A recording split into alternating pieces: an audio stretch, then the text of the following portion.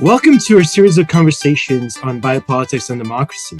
In these conversations, our intention is to raise awareness about the political tensions that mark the ways in which states and society are facing the current health crisis and understand how the pandemic has transformed our forms of life.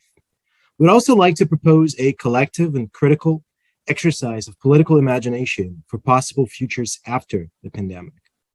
We're thrilled to have Professor Danielle Allen with us today.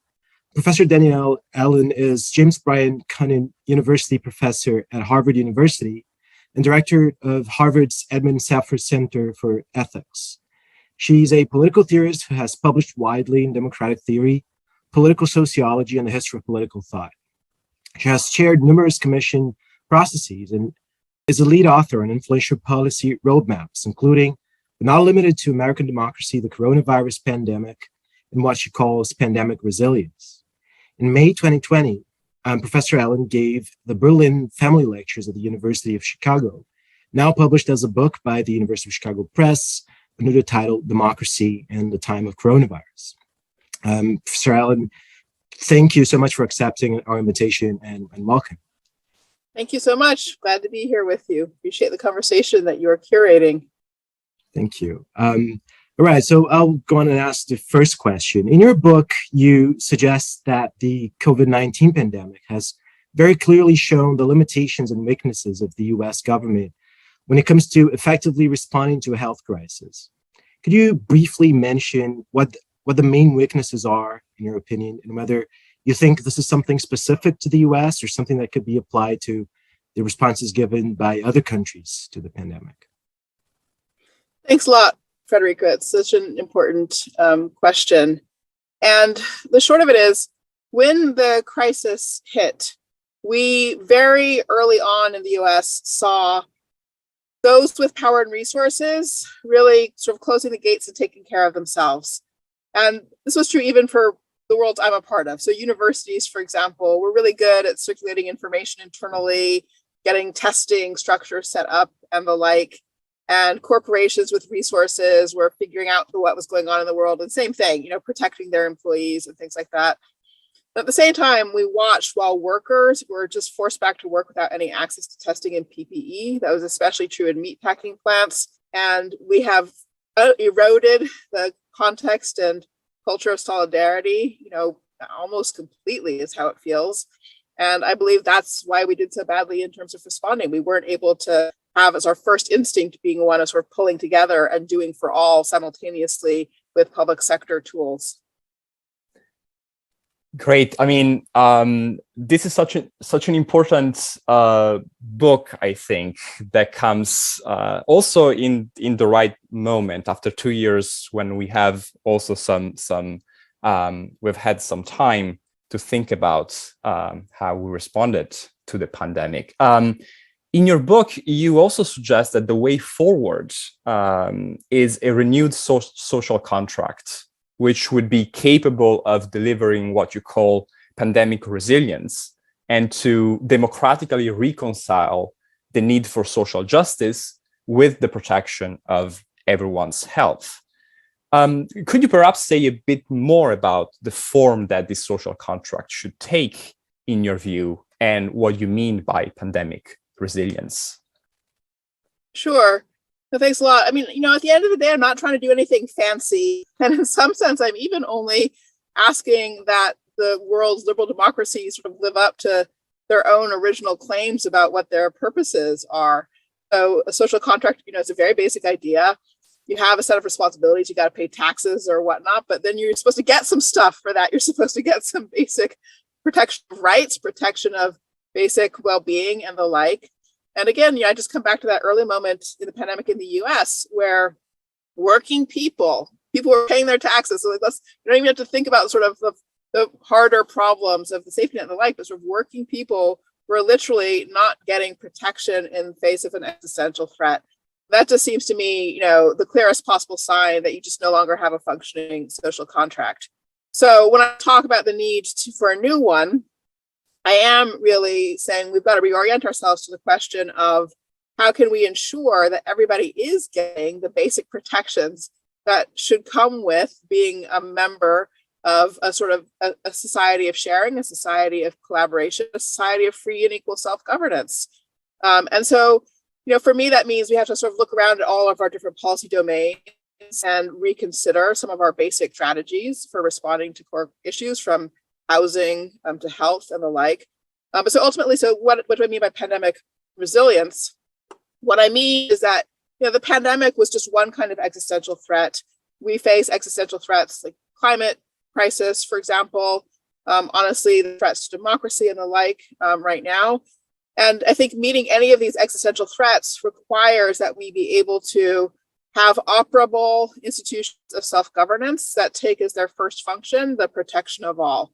And so that's what I'm trying to figure out how to rebuild. And I think, honestly, that requires a kind of ethical reorientation, that too few people who hold office, too few people who hold power understand that their first responsibility is to that sort of ancient concept of the health and well-being of the whole people, not just their constituency or their company, or their university.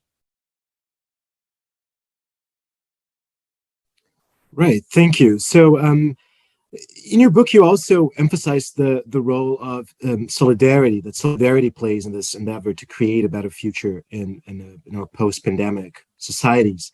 What do you think the conditions should be at a political and social level for solidarity to be encouraged and widely practiced? Or is it the other way around? Solidarity must come first, and on that basis, then we can think of building a more just future. I think this is one of the hardest questions. And I think because you're basically either trapped in a sort of vicious cycle where you don't have solidarity, and then therefore your institutions don't act in the direction of supporting solidarity. That reinforces the idea that you shouldn't count on anybody else, and that further undermines social commitments and connections. Like, you get stuck in that kind of negative equilibrium, whereas conditions of solidarity are really about a positive equilibrium where there is a kind of civic culture of an expectation that you're in it together that supports the kind of decision making that actually makes good on that and the benefits of that commitment. And so you get a virtuous circle going. So the hard question is, like, how do you flip from one equilibrium state to the other? And I think the short answer is, like, it's not as if there's a single switch you can pull. I think you have to actually be kind of flipping multiple levers simultaneously. So I think wherever you can see solidarity emerging, and we did see a lot of mutual aid effort and work during the pandemic, right? Wherever you can see that, you've got to lift it up, elevate it, and try to connect it to structures of power so that the sort of ethos that exists where solidarity is actually operating then also flows into the decision-making of political institutions. So I think you've got to work on both things, both sides simultaneously, sort of spread that circle of concern at the level of just ethical daily civic practice, but then every place that exists, try to get it hooked up to the institutions of political power so that policy decision-making has a different shape. And thank you so much. And this is so important, this link between the kind of ethical and political sides aspects of the question. And I guess that perhaps to conclude with something more forward-looking. Of course, you gave the Berlin Family Lectures in May 2020. It was at the very beginning of the pandemic, and we're now almost 2 years down the road. Has anything changed in your view? Have we learned anything? I mean, both as citizens and thinking more broadly of governments and the US government in particular. I guess that what I'm trying to ask is, are you optimistic or pessimistic about the direction things are going? Well, it's funny. I am actually optimistic, although it's interesting because my optimism has come back from engagements at a very local level, at real sort of micro levels. I have spent the last year running for governor in the state of Massachusetts. We're not a big place. Our state's about 7 million people. So we have a kind of outsized reputation and influence for our actual size.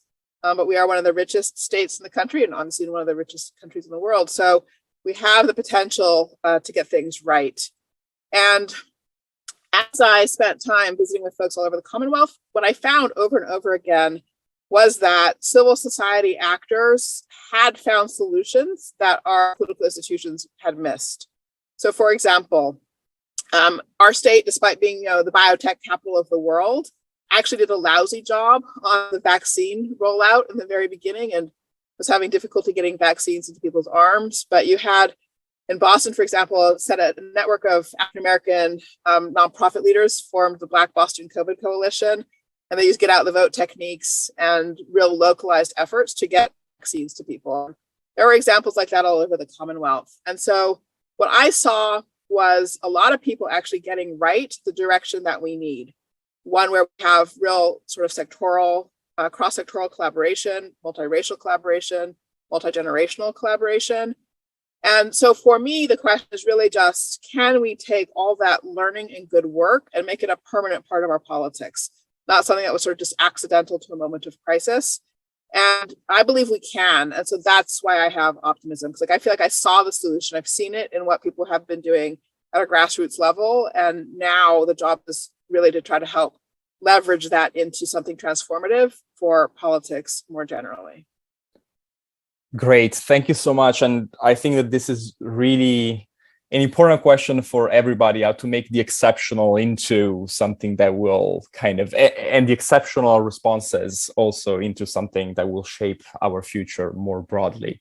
Well, thank you so much, Danielle, for your time.